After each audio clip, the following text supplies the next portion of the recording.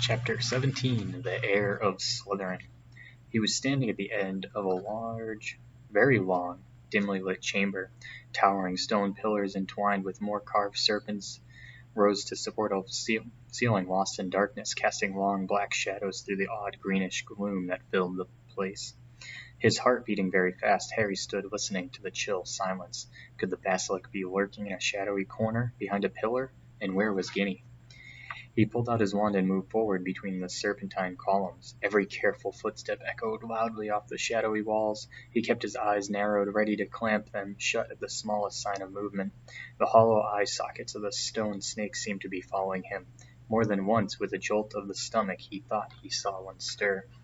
Then, as he drew level with the last pair of pillars, a statue as high as the chamber itself loomed into view, standing against the back wall. Harry had come to crane his neck to look up into the giant face above. It was ancient and monkeyish, with a long, thin beard that fell almost to the bottom of the wizard's sweeping stone robes, where two enormous gray feet stood on a smooth chamber floor. And between the feet, face down, lay a small, black-robed figure with flaming red hair. "Ginny!" Harry muttered, sprinting to her and dropping to his knees. "Ginny, don't be dead! Please don't be dead!" He flung his wand aside, grabbed Ginny's shoulders, and turned her over. Her face was as white as a marble, and yet as cold. Yet her eyes were closed, so she wasn't petrified. Then she must be... "Ginny, please wake up," Harry muttered, desperately shaking her. Ginny's head walled hopelessly from side to side. "She won't wake," said a soft voice. Harry jumped and spun around on his knees. A tall, black-haired boy was leaning against the nearest pillar, watching. He was strangely blurred around the edges, as though Harry were looking at him through a misted window. But there was no mistaking him. Tom? Tom Riddle? Riddle nodded, not taking his eyes off Harry's face. "What do you mean she won't wake?" Harry said desperately. She's not... She's still alive," said Riddle, "but only just." Harry stared at him. Tom Riddle had been at Hogwarts 50 years ago, yet here he stood, a weird, misty light shining about him, not a day older than 16.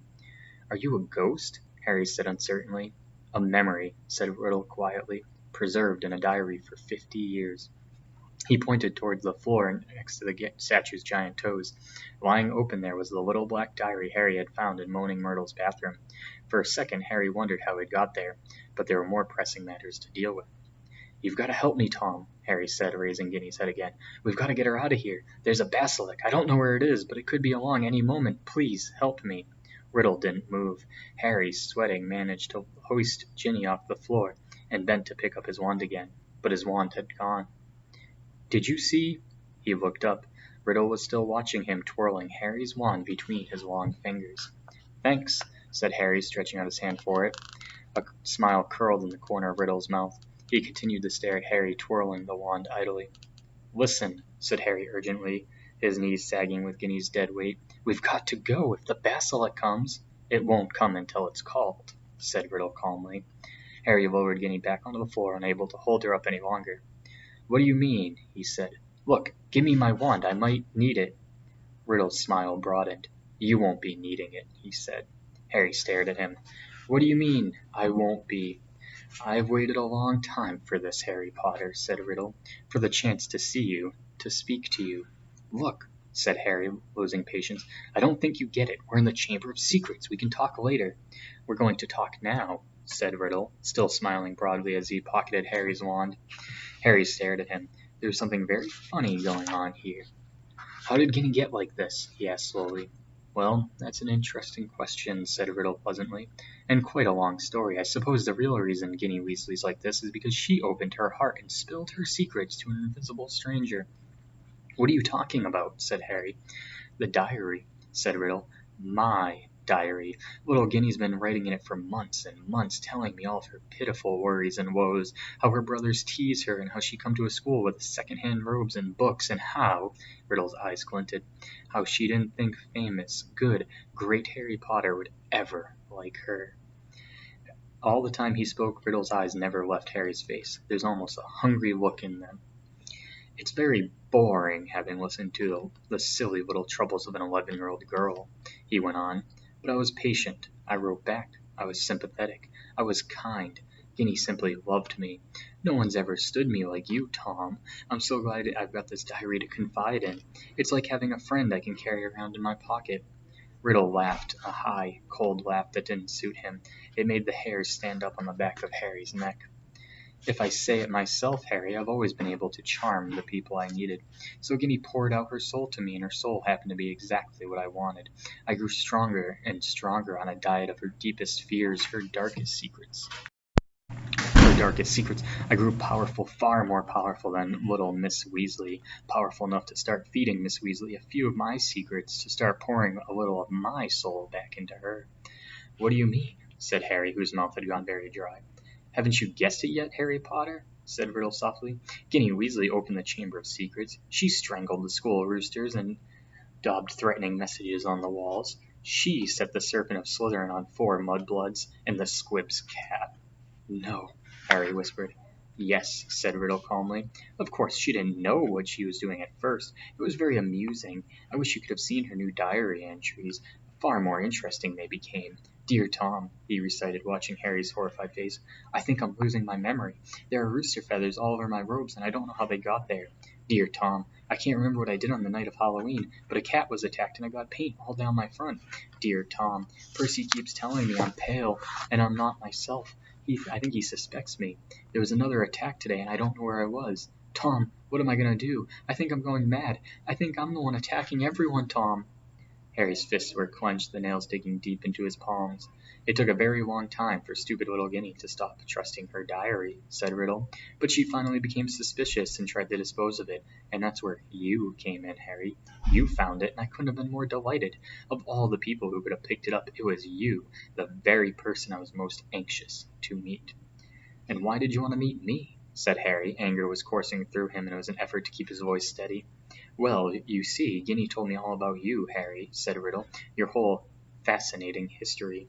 His eyes roved over the lightning scar on Harry's forehead, and his expression grew hungrier. I knew I must find out more about you, talk to you, meet you if I could, so I decided to show you my famous capture of that great oaf, Hagrid, to gain your trust. Hagrid's my friend, said Harry, his voice now shaking.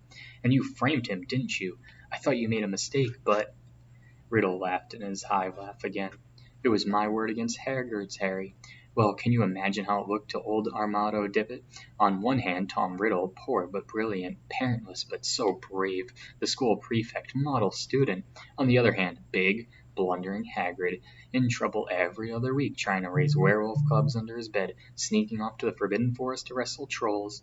But I admit, even I was surprised how well the plan worked. I thought someone must realize that Hagrid couldn't possibly be the heir of Slytherin. It had taken me 5 whole years to find out everything I could about the Chamber of Secrets and discover the secret entrance, as though Hagrid had the brains or the power.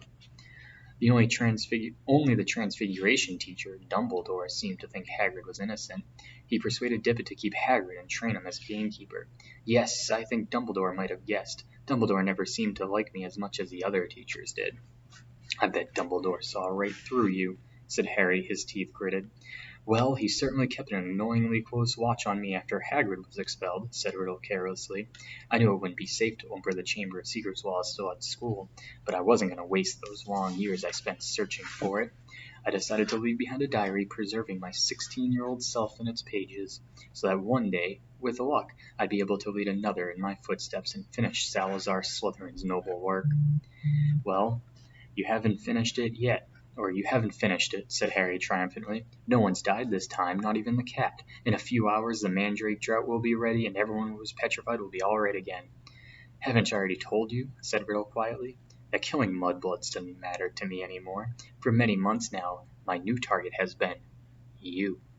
Harry stared at him. Imagine how angry I was when the next time my diary was opened it was Guinea who was writing to me, not you. She saw you with the diary, you see, and panicked. What if you found out how to work it, and I repeated all of her secrets to you? What if, even worse, I told you who had been strangling roosters? So the foolish little brat waited until your dormitory was deserted and stole it back. But I knew what I must do. It was clear to me that you were on the trail of Slytherin's heir.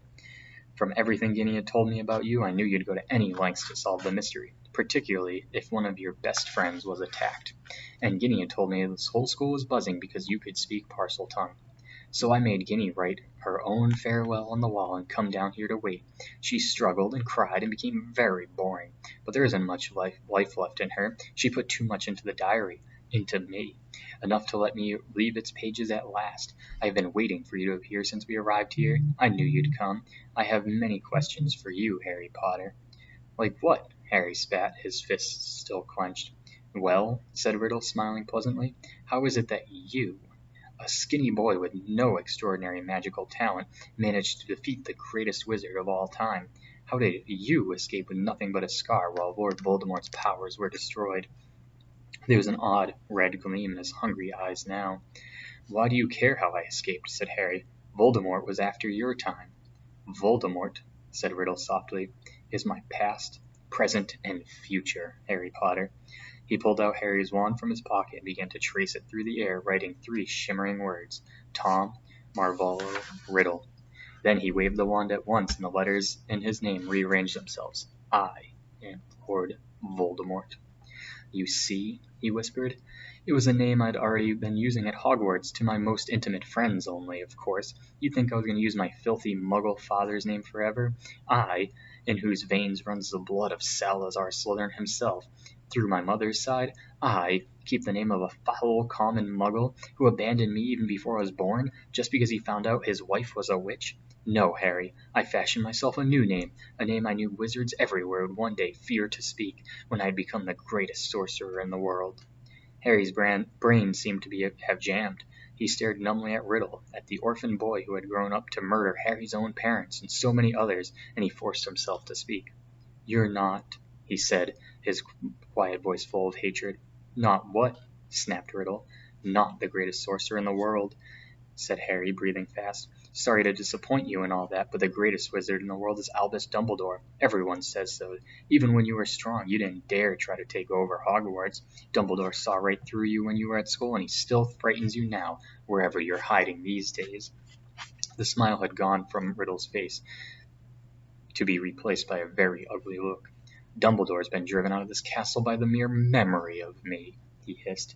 He's not as gone as you may think, Harry retorted. He was speaking at random, wanting to scare Riddle, wishing rather than to believe it to be true. Riddle opened his mouth but froze. Music was coming from somewhere.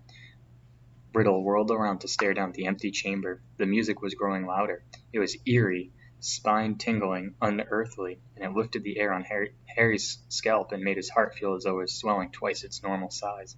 Then, as the music reached such a pitch that Harry felt it vibrating inside his own ribs, flames erupted at the top of the nearest pillar. A crimson bird, the size of a swan, had appeared, piping its weird music to its vaulted ceiling. It had a glittering golden tail as long as a peacock's and gleaming golden talons where it was gripping a ragged bundle. A second later, the bird was flying straight at Harry. It dropped the ragged thing it was carrying at his feet, and then landed heavily on his shoulder. It was folding its great wings. Harry looked up and saw it had a long, sharp golden beak and a beady black eye. The bird stopped singing. It sat still and warm next to Harry's cheek, gazing steadily at Riddle. That's a phoenix, said Riddle, staring shrewdly back at it. Fox? Harry breathed, and he felt the bird's golden claw squeeze his shoulder gently. And that, said Riddle, now eyeing the ragged thing that Fox had dropped, that's the old-school sorting hat. So it was, patched, frayed, and dirty. The hat lay motionless at Harry's feet. Riddle began to laugh again. He laughed so hard that the dark chamber rang with it, as though 10 Riddles were laughing at once. This is what Dumbledore sends his defender? A songbird with an old hat? Do you feel brave, Harry Potter? Do you feel safe now? Harry didn't answer. He might not see what use Fox or the Sorting Hat were, but he was no longer alone, and he waited for Riddle to stop laughing, with his courage mounting. To business, Harry, said Riddle, still smiling broadly. Twice in your past, in my future, we have met, and twice I have failed to kill you. How did you survive? Tell me everything. The longer you talk, he added softly, the longer you stay alive. Harry was thinking fast, weighing his chances. Riddle had the wand. He, Harry, and Fox had the Sorting Hat, neither of which would be much good in a duel. It looked bad, all right, but the longer Riddle stood there, the more life was dwindling out of Ginny. In the meantime, Harry noticed suddenly Riddle's outline was becoming clearer, more solid. If it had to be a fight between him and Riddle, better sooner than later. "No one knows why you lost your powers when you attacked me," said Harry abruptly. "But I don't know myself. But I do know why you couldn't kill me, because my mother died to save me. My common, muggle-born mother," he added, shaking with suppressed rage. "She stopped you killing me, and I've seen the real you. I saw you last year. You're a wreck. You're barely alive. That's where their power got you. You're hiding. You're ugly. You're foul." Riddle's face contorted, then he forced into an awful smile.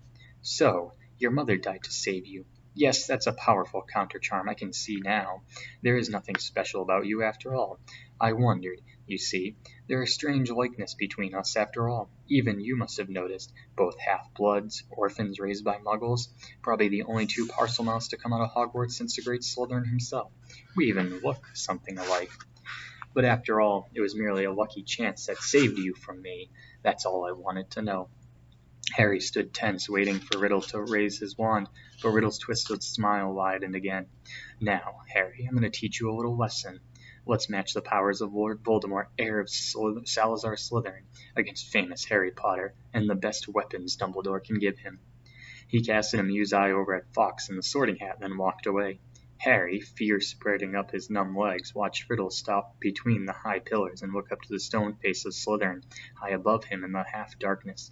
Riddle opened his mouth wide and hissed, but Harry understood what he was saying. "Speak to me, Slytherin, heir of the greatest of the Hogwarts Four." Harry wheeled around to look up at the statue, Fawkes swaying on his shoulder. Slytherin's gigantic stone face was moving. Horror-struck, Harry saw his mouth opening wider and wider to make a huge black hole. And something was stirring inside the statue's mouth. Something was slithering up from its depths. Harry backed away until he hit the dark chamber wall. As he shut his eyes tight, he felt Fawkes's wings sweep his cheek, and he took flight.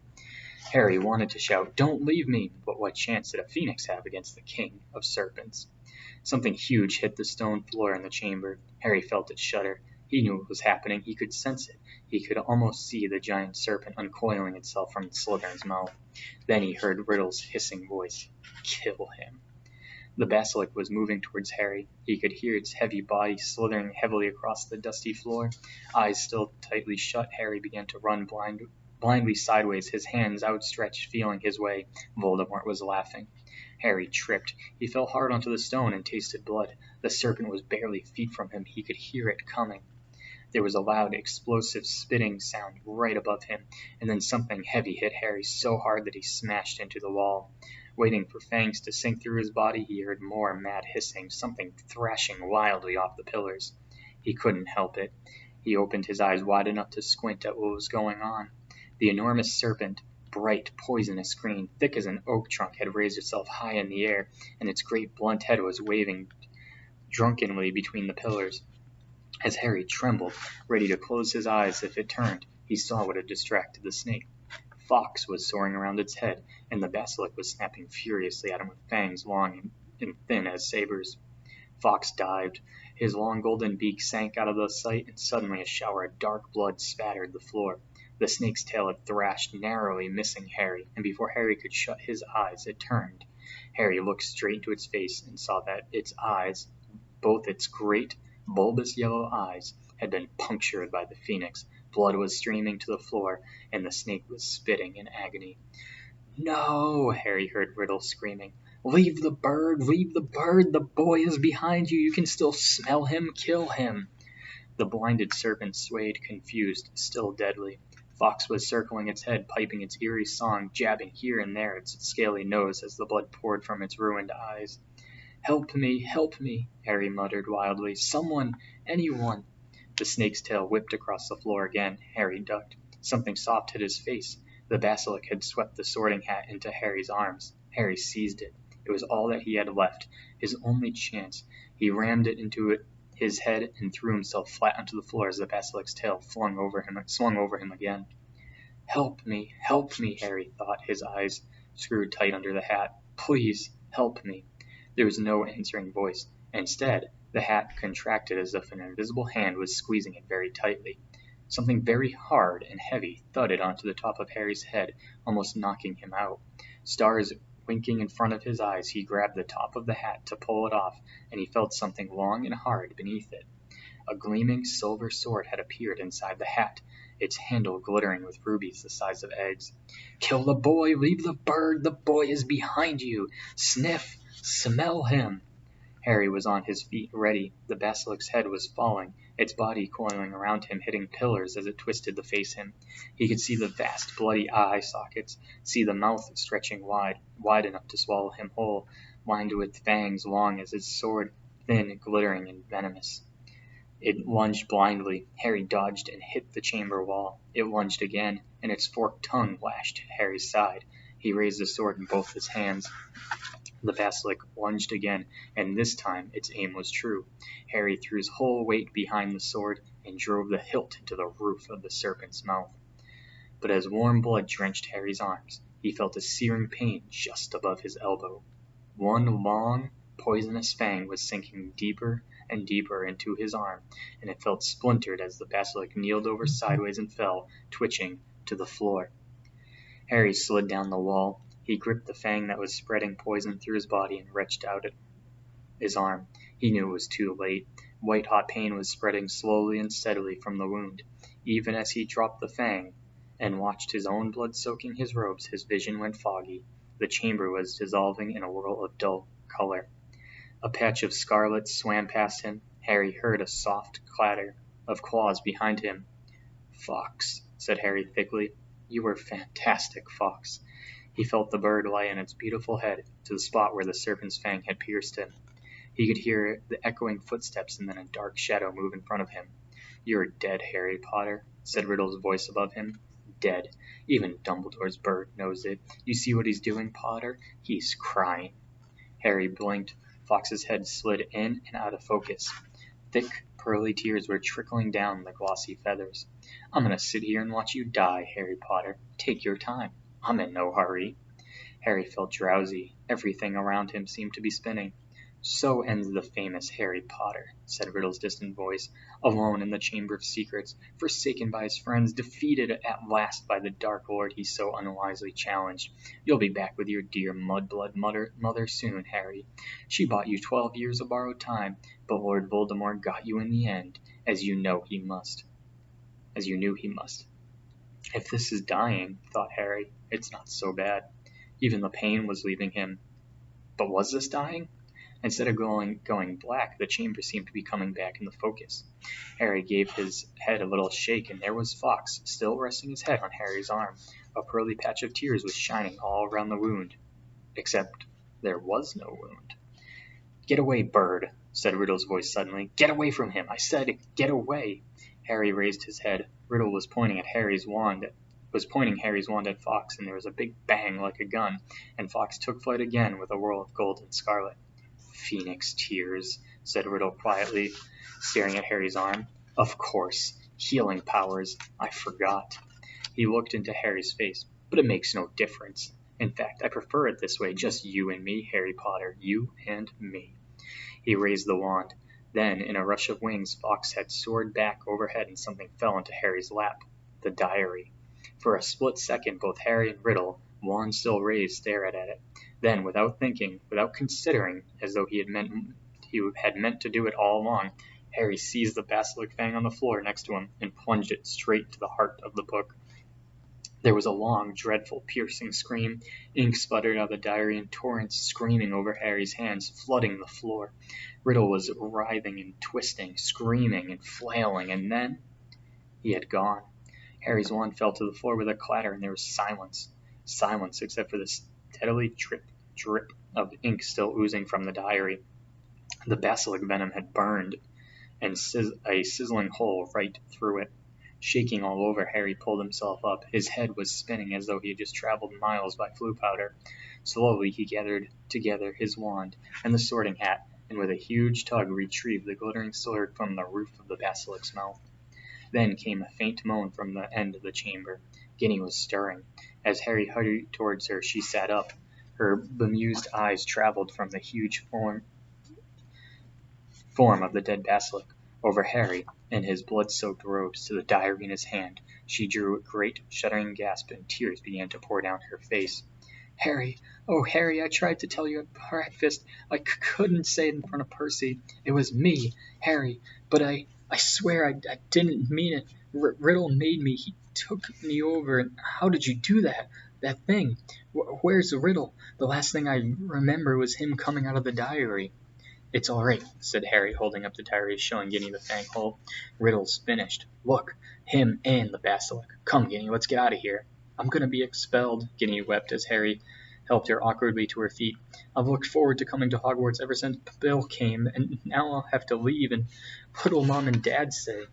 Fawkes was waiting for them, hovering in the chamber entrance. Harry urged Ginny forward.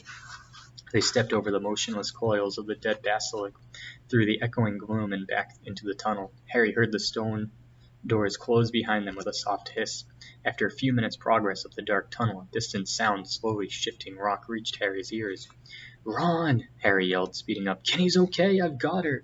He heard Ron gave a strangled cheer, and they turned next to the bed to see his eager face staring through a sizable gap he had managed to make in the rock wall.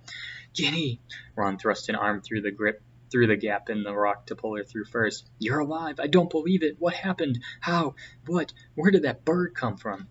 Fawkes had swooped through the gap after Ginny. He's Dumbledore's, said Harry, squeezing himself through. How come you got a sword? Said Ron, gaping at the glittering weapon in Harry's hand. I'll explain when we get out of here, said Harry, with a sideways glance at Ginny, who was crying harder than ever. But later, Harry said shortly. He didn't think it was a good idea to tell Ron yet, who had been opening the chamber, not in front of Ginny anyways. Where's Lockhart? Back there, said Ron, still looking puzzled, but jerking his head up the tunnel towards the pipe. He's in a bad way. Come and see. Led by Fawkes, whose wide scarlet wings emitted a soft golden glow in the darkness, they walked all the way back to the mouth of the pipe. Gilderoy Lockhart was sitting there, humming peacefully to himself. His memory's gone, said Ron. The memory charm backfired, hit him instead of us. Hadn't got a clue who he is, or where he is, or who we are. I told him to come and wait here. He's a danger to himself. Lockhart peered good-naturedly up at them. Hello, he said. Odd sort of place, isn't this? Do you live here? No, said Ron, raising his eyebrows at Harry. Harry bent down and looked up at the long, dark pipe. Have you thought how we're going to get back up this? He said to Ron. Ron shook his head, but Fawkes the Phoenix had swooped past Harry and now was fluttering in front of him, his beady eyes in the dark. He was waving his long golden tail feathers. Harry looked uncertainly at him. He looks as if he wants you to grab hold, said Ron, looking perplexed. But you're much too heavy for a bird to pull up there. Fawkes, said Harry, isn't an ordinary bird. He turned quickly to the others. We've got to hold on to each other. Ginny, grab Ron's hand. Professor Lockhart? He means you, said Ron sharply to Lockhart. You hold Ginny's other hand. Harry tucked the sword and the sorting hat into his belt. Ron took a hold of the back of Harry's robes, and Harry reached out and took hold of Fawkes' strangely hot tail feathers. An extraordinary lightness seemed to spread through his whole body, and the next second, in a rush of wings, they were flying upward towards the pipe. Harry could hear Lockhart dangling below him, saying, Amazing! Amazing! This is just like magic! The chill air was whipping through Harry's hair, and before he had stopped enjoying the ride, it was over. All four of them were hitting the wet floor of Moaning Myrtle's bathroom, and as Lockhart straightened his hat, the sink that had hid the pipe was sliding back into place. Myrtle goggled at them. You're alive, she said blankly to Harry. There's no need to sound disappointed, he said, grimly, wiping flecks of blood and slime off his glasses. Oh, well, I'd just been thinking. If you had died, you'd have been welcome to share my toilet, said Myrtle, blushing silver. Ugh, said Ron as they left the bathroom for the dark, deserted corridor outside. Harry, I think Myrtle's grown fond of you. You've got competition, Ginny. But tears were still flooding down silently Ginny's face. Where now? Said Ron with an anxious look at Ginny. Harry pointed. Fawkes was leading the way, glowing gold along the corridor. They strode after him, and moments later found themselves outside Professor McGonagall's office. Harry knocked and pushed the door open. End of chapter 17.